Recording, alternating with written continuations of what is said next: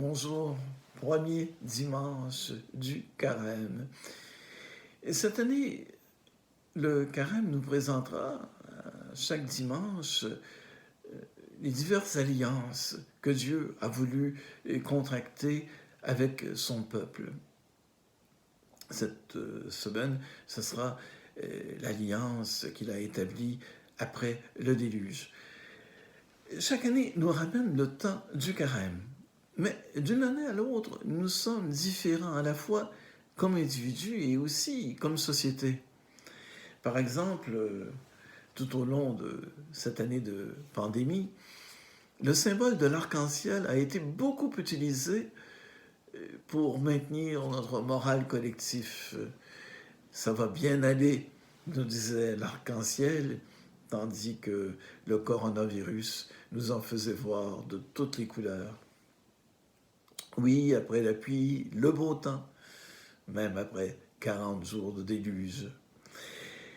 Comment avons-nous vécu notre relation à Dieu devant ce temps d'épreuve prolongé que nous connaissons encore? Ces dernières années, nous avons été de plus en plus préoccupés par les questions environnementales qui concernent notre maison commune. Oui, nous sommes devenus plus conscients de la menace que représentent, par exemple, les changements climatiques, non seulement pour nous, mais pour tous les vivants. L'alliance avec Dieu, celle dont on parle particulièrement aujourd'hui dans la première lecture, eh bien, elle concerne tous les vivants, les oiseaux, les animaux et les plantes de la terre, aussi bien que les humains. Tout le vivant est inclus dans cette alliance. Tout l'univers créé y participe. C'est une vérité qui, peut-être, nous échappait il y a encore quelques années. Elle se présente maintenant comme un appel à redécouvrir le sens de la première alliance contractée avec Noé et l'ensemble des vivants. Nous ne perdrons pas de vue que ces 40 jours constituent un temps de préparation à une fête, celle de Pâques. Une célébration qui se prépare normalement dans la joie, avec un certain enthousiasme, puisque le jour anticipé de la fête est présent tout au long de l'attente. Alors nous nous dirigeons vers Pâques, c'est la joie pascale qui nous attend et nous marchons vers cet événement. Les préparatifs indiquent déjà l'importance que l'on attache à la fête, sa signification pour nous, au point où elle influence même les jours qui la précèdent. Plus la fête est grande, plus grand aussi sera le temps de préparation. Par cette longueur, eh bien, nous mesurons que dans l'Église, la fête de Pâques, eh bien, c'est celle à laquelle est attaché le plus longtemps de préparation, plus encore que celle de Noël. Donc, c'est la fête la plus importante durant l'année liturgique. Alors, au long de ce carême, nous sommes invités à nous ajuster à cet événement de Pâques pour l'accueillir avec toute sa force de vie nouvelle. 40 jours. Le chiffre signifie aussi bien un temps d'épreuve que la promesse d'un autre temps où l'espérance se réalisera. Il constitue une promesse de vie, même quand la situation présente peut paraître intenable, insoutenable. C'est un chiffre symbolique qui rappelle aussi les 40 ans de la marche du peuple de Dieu vers la terre promise, les 40 jours pendant lesquels Moïse s'est préparé à sa mission, les 40 jours de la marche d'Élie vers la montagne de Dieu, et les 40 jours que Jésus a passé au désert. Et c'est cet épisode des tentations de Jésus au désert qui nous est présenté chaque année au premier dimanche du Carême. Le désert, c'est le lieu où Dieu a voulu renouer avec son peuple, établir avec lui une relation plus profonde. C'est là qu'il a renouvelé son alliance. Mais c'est aussi un lieu d'épreuve et de vérification, comme le montre le récit des tentations. Jésus est en quelque sorte testé. saura-t-il maintenir son identité de fils de Dieu ou, au contraire, voudra-t-il s'en remettre à ses propres forces?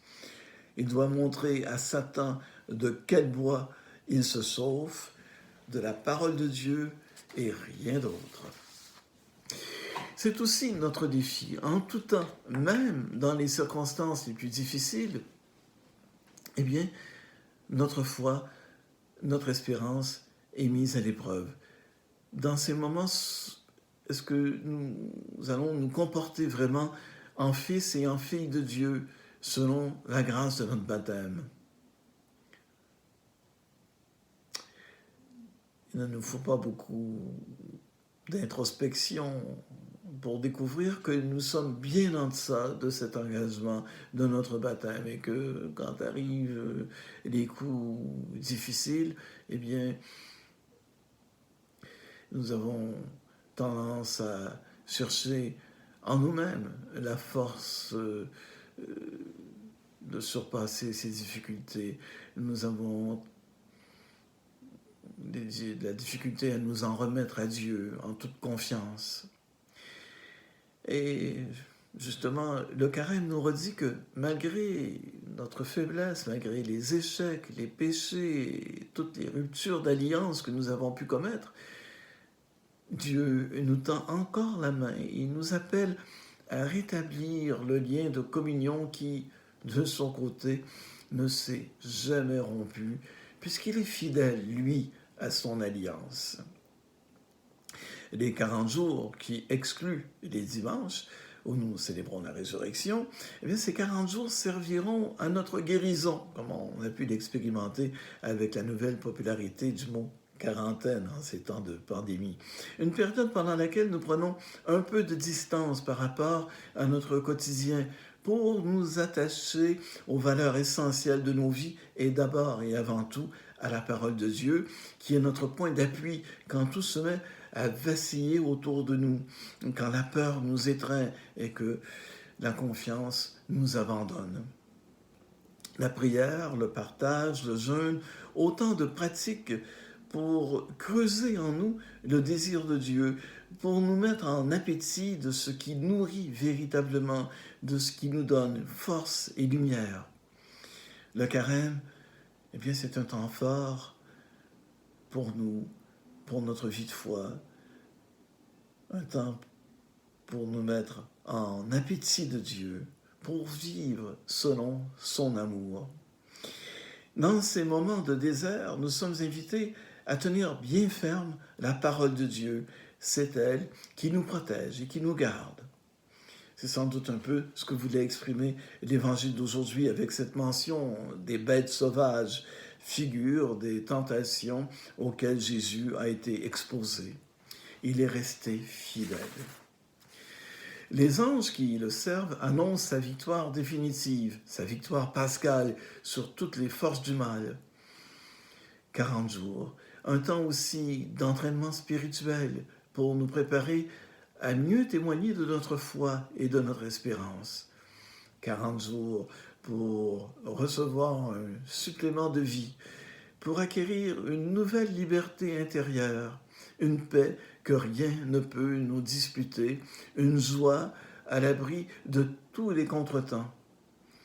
Pour ne pas déserter, allons nous aussi au désert. C'est ainsi qu'à Pâques, nous renaîtrons de nos cendres pour une vie nouvelle.